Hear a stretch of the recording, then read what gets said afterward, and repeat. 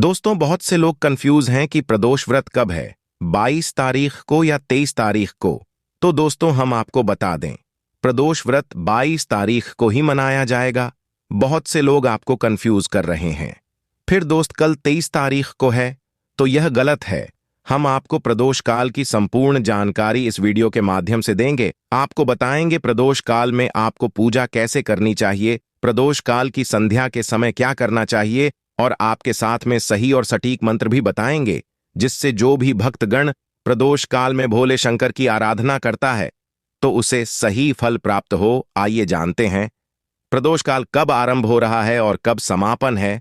इस माह का दूसरा प्रदोष व्रत 22 मार्च 2024 दिन शुक्रवार को रखा जाएगा। तो आइए इसकी तिथि और पूजा नियम के बारे में विस्तार से जानते हैं। फाल्गुन मास के शुक्ल पक्ष की त्रयोदशी तिथि 22 मार्च दिन शुक्रवार सुबह 8:21 से शुरू होगी। वहीं इसका समापन सुबह 6:11 पर होगा। उदया तिथि को देखते हुए प्रदोष व्रत 22 मार्च को रखा जाएगा। प्रातःकाल साधक सुबह जल्दी उठकर स्नान करें, फिर अपने पूजा घर को अच्छी तरह से साफ कर लें। इसके बाद व्रती शिव जी के समक्ष व्रत का संकल्प लें। एक वेदी पर शिव परिवार की प्रतिमा स्थापित करें, पंचामृत से उनका स्नान करवाएं, कुमकुम और सफेद चंदन का तिलक लगाएं, देसी गाय के घी का दिया जलाएं, पूजा में बेलपत्र अवश्य शामिल करें, सफेद फूलों की माला अर्पित करें, खीर का भोग लगाएं, पंचाक्षरी मंत्र और महामृत्युंजय मंत्र का जाप करें, प्रदोष व्रत कथा पढ़ें या फिर सुनें, आरती से पूजा को पूर्ण करें। महादेव को प्रसन्न करने के लिए कठोर व्रत का पालन करें। व्रत में हुई गलतियों के लिए क्षमा मांगे। अगले दिन सुबह पूजा के बाद अपना व्रत खोलें। प्रातःकाल आप व्रत रख रहे हैं तो इस मंत्र का जाप करते हुए शिव की आराधना करें।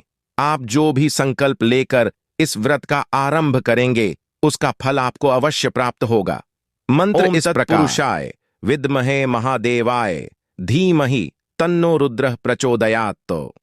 ओम त्र्यंबकम यजामहे सुगंधिम पुष्टिवर्धनम उर्वारुकमिव बंधनान् मृत्योर्मुक्षीय मामृतात्।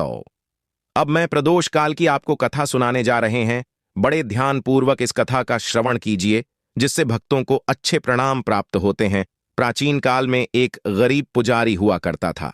उस पुजारी की मृत्यु के बाद उसकी विधवा पत्नी अपने भरण पोषण के लिए पुत्र को साथ लेकर भीख मांगती हुई शाम तक घर वापस आती थी। एक दिन उसकी मुलाकात विदर्भ देश के राजकुमार से हुई, जो कि अपने पिता की मृत्यु के बाद दर दर भटकने लगा था। उसकी यह हालत पुजारी की पत्नी से देखी नहीं गई। वह उस राजकुमार को अपने साथ अपने घर ले आई और पुत्र जैसा रखने लगी। एक दिन पुजारी की पत्नी अपने साथ दोनों पुत्रों को शांडिल्य आर्षि के आश्रम ले गई। वहां उसने आर्षि से शिव जी के प्रदोष व्रत की कथा एवं विधि सुनी तथा घर जाकर अब वह भी प्रदोष व्रत करने लगी। एक बार दोनों बालक वन में घूम रहे थे। उनमें से पुजारी का बेटा तो घर लौट गया, परंतु राजकुमार वन में ही रह गया। उस राजकुमार ने गंधर्व कन्याओं को क्रीड़ा करते हुए देखा तो उनसे बात करने लगा। उस कन्या का नाम अंशुमति था। उस दिन वह राजकुमार घर देरी से लौटा। राजकुमार दूसरे दिन फिर से उसी जगह पहुंचा जहां अंशुमति अपने माता पिता से बात कर रही थी। तभी अंशुमति के माता पिता ने उस राजकुमार को पहचान लिया तथा उससे कहा कि आप तो विदर्भ नगर के राजकुमार हो ना, आपका नाम धर्मगुप्त है। अंशुमति के माता पिता को वह राजकुमार पसंद आया और उन्होंने कहा कि शिवजी की कृपा से हम अपनी पुत्री का विवाह आपसे करना चाहते हैं। क्या आप इस विवाह के लिए तैयार हैं? राजकुमार ने अपनी स्वीकृति दे दी तो उन दोनों का विवाह संपन्न हुआ। बाद में राजकुमार ने गंधर्व की विशाल सेना के साथ विदर्भ पर हमला किया और घमासान युद्ध कर विजय प्राप्त की तथा पत्नी के साथ राज्य करने लगा। वहां उस महल में वह पुजारी की पत्नी और पुत्र को आदर के साथ ले आया तथा साथ रखने लगा। पुजारी की पत्नी तथा पुत्र के सभी दुहक व दरिद्रता दूर हो गई और वे सुख से अपना जीवन व्यतीत करने लगे। एक दिन अंशुमति ने राजकुमार से इन सभी बातों के पीछे का कारण और रहस्य पूछा। तब राजकुमार ने अंशुमति को अपने जीवन की पूरी बात बताई और साथ ही प्रदोष व्रत का महत्व और व्रत से प्राप्त फल से भी अवगत कराया। उसी दिन से प्रदोष व्रत की प्रतिष्ठा व महत्व बरछ गया तथा मान्यतानुसार लोग यह व्रत करने लगे।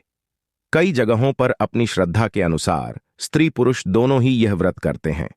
इस व्रत को करने से मनुष्य के सभी कष्ट और पाप नष्ट होते हैं एवं मनुष्य को अभीष्ट की प्राप्ति होती है।